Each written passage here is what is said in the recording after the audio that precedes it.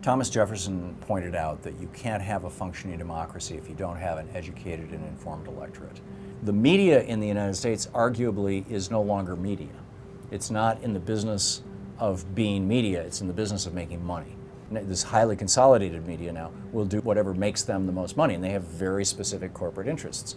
The story of media in America is a really fascinating one. Prior to the Reagan administration, there were literally tens of thousands of independent media outlets in the United States. Local newspapers, local radio stations, local TV stations, all independently owned, most of them locally owned. There were very, very tight rules on how many stations could be owned by a single corporation and how many newspapers could be owned by a single corporation. So when he stopped enforcing the Fairness Doctrine, within a year, pretty much all three of the big networks had moved their news divisions, which used to lose money, moved them under their entertainment divisions, and that was the beginning of infotainment in America. So we moved out of the news business into the infotainment business.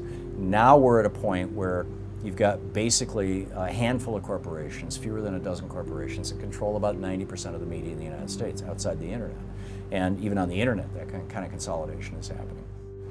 So let's get specific about that. The dispersant story in the Gulf, they sprayed millions of gallons of toxic chemicals on millions of barrels of crude oil, which is toxic. The mixture created 52 times more toxic substance than the oil or dispersants alone. Right. That's a major story, but, right. And somehow it's not on the air. If these giant corporations that own most of our media have encounter stories that they don't want discussed, they simply don't discuss them.